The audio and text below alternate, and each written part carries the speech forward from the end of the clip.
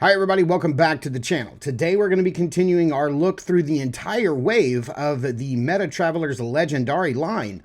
Today we're going to be looking at the Gatekeeper, and why is this guy destined to be the most sought after figure in the wave.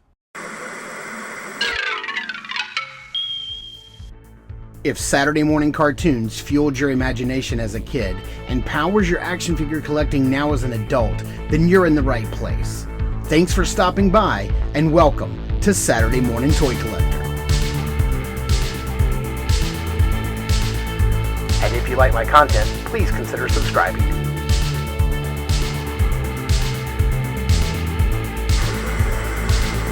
Over the past year, Articulated Empire has become your trusted online retailer. They carry all the latest lines like Mythic Legions, Valiverse, AWOC, Zesray Studios, and much, much more. They ship your items quickly and securely. You'll be quite happy with how Steve and his team follow through with their care and attention. Articulated Empire also offers free shipping over $75 and no tax except for Illinois residents. So head over to articulatedempire.com today and build your empire. All right, here is a closer look at the Gatekeeper in package. And at first blush, he doesn't look like a lot. Like, he doesn't seem like he comes with a lot of stuff, and that's why he's going to be so sought after.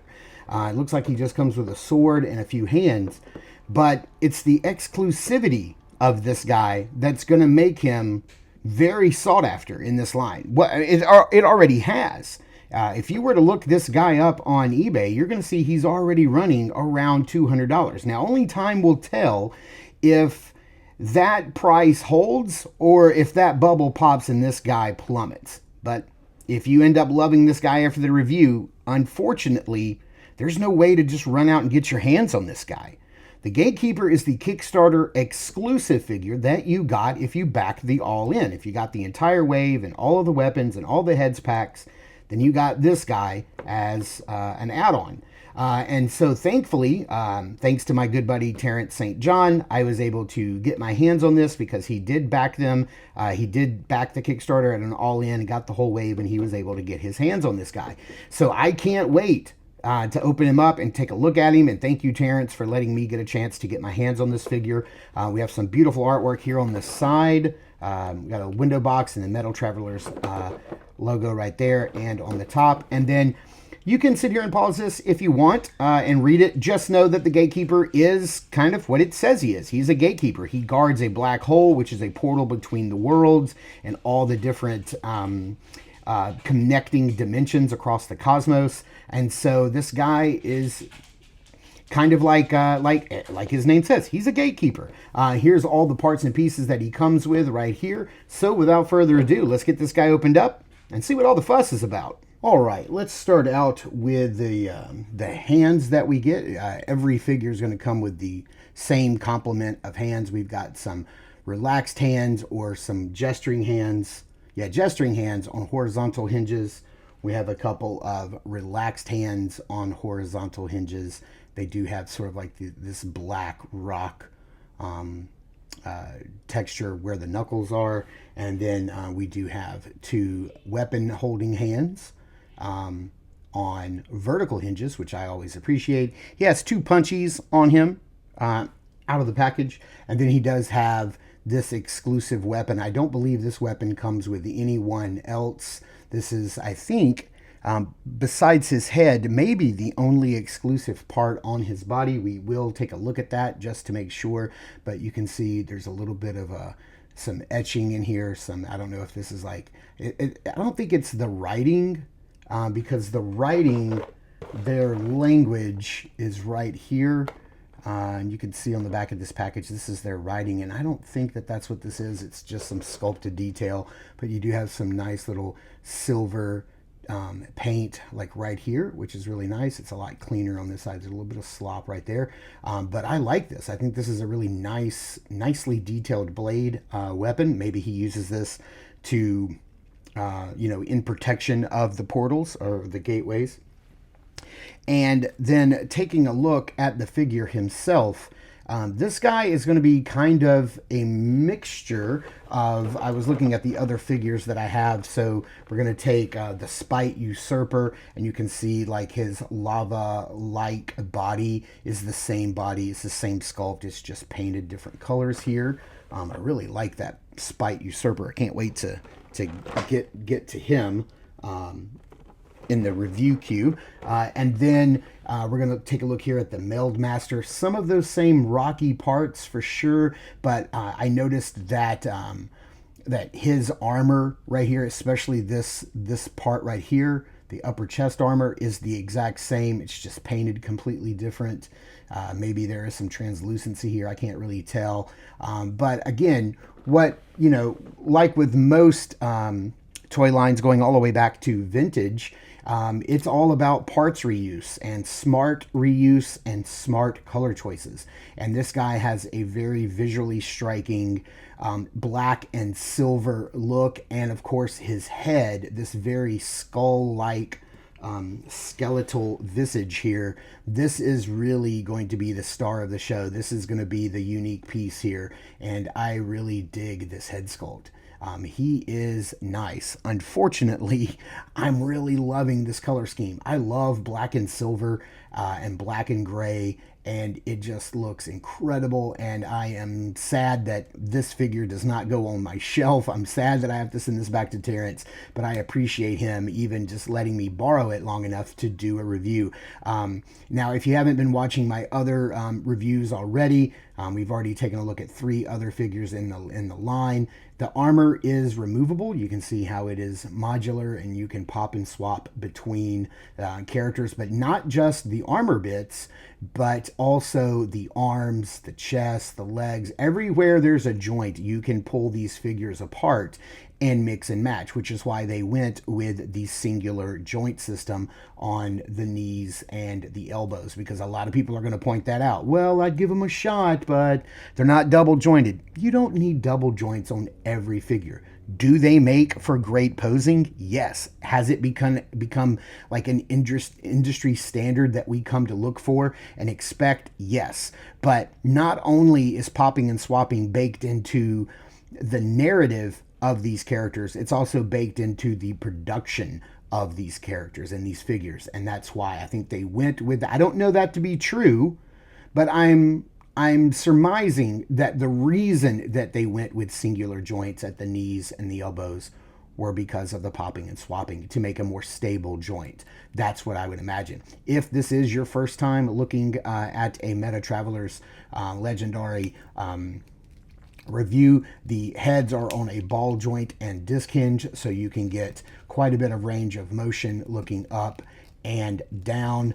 Because they are on a ball joint, you will get a little tilt side to side. Not as much as like say a Marvel Legends or a G.I. Joe, but a little bit of it is there. Of course, you can swivel left and right. The arms can go all the way around at the shoulder. The shoulder pauldrons are plugged into the back of the figure right here, not the armor. The armor is a separate piece and it can be removed.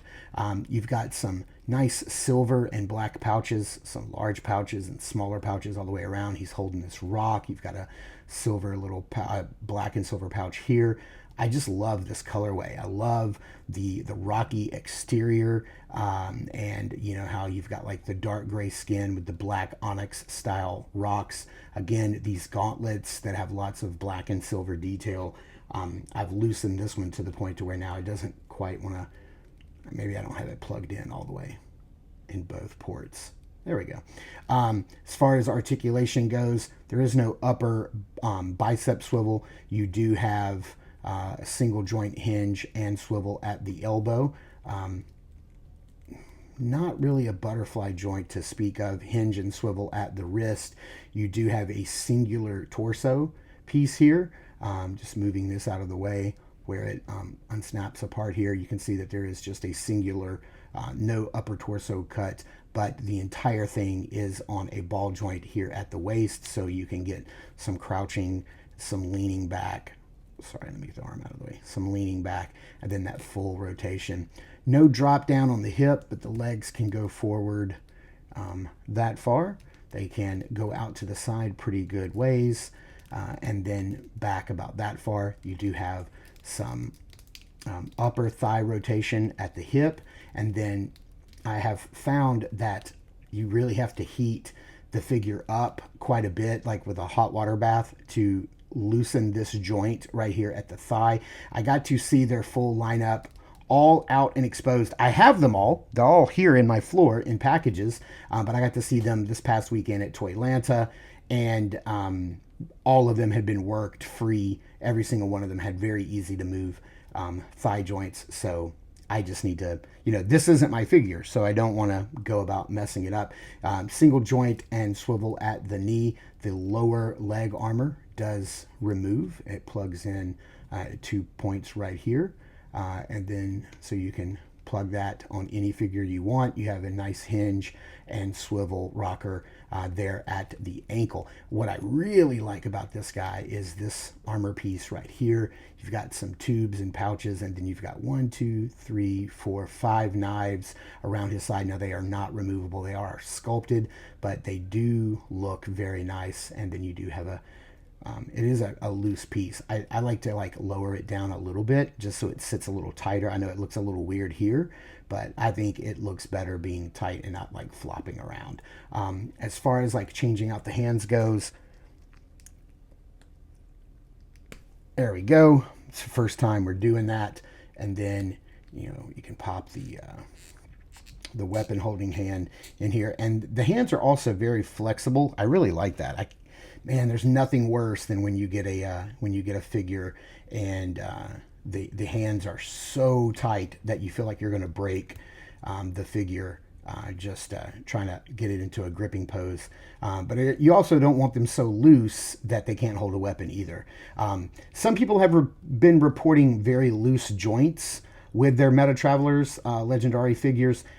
This is the fourth one that I've opened and reviewed, and I have not had any loose joints at all. I've had some loose connections with armor, as you're seeing, once you take them apart, they have a tendency to, fall off. But what I wanted to say is, I said this in my earlier review of these figures, and I'll say it again. I may end up saying it every time I review one of these guys, is that where I feel like they fall in the indie toy spectrum is that I feel like they fall towards the same category as your Animal Warriors of the Kingdom. Here we have Moshi Zero, who I incorrectly referred to as Moshi O throughout its entire review, and then I saw the live stream with Brick and Jason last night.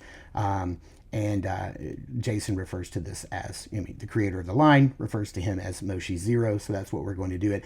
I would say that they fall in line with your Animal Warriors of the Kingdom. You can see that they're roughly about the exact same height, which is at that 7-inch mark, so they're going to fit in nicely with, say, your Marvel, not your Marvel Legends, but your McFarlane toys and AWOC figures. They're about 7 inches. They feel about the exact same quality plastic, which is fantastic. And they occupy that same space in that they look awesome on your shelf for an adult collector. You put them in a nice pose. They come with really nice accessories, and they look good. They have a really nice shelf presence. They're really good for popping and swapping and creating your own custom characters, your Lazy Boy customs, which is great, just like AWOC. But they're also figures that you could give to, say, a 5, 6, 7, 8-year-old. And as long as they don't chew on them, you're going to get them back in the same condition. They're not going to work anything loose or break anything. They feel sturdy enough for young kids to play with, but cool enough for adults to display. And that's my spiel for these characters and these figures, and that's I'm going to stick by that. That's where I'm putting these figures. That's the level of quality and the ease of play that you can get. One of the things that I can't wait to do is when I get the entire lineup of figures and weapons packs and heads packs opened up, and I just have a big pile of figures and parts, and I can just sit around and create my own characters. And for that, you'd have to check out my Instagram at Saturday Morning Toy Collector to catch all of that content. And if you want more content besides just reviews, Please be sure to check out our podcast called Across the Toyverse. Comes out every 2 weeks wherever you download podcasts. And like I said, please check us out over at Instagram at Saturday Morning Toy Collector. I am your Saturday Morning Toy Collector, Mark, and I'll see you in the toy aisles.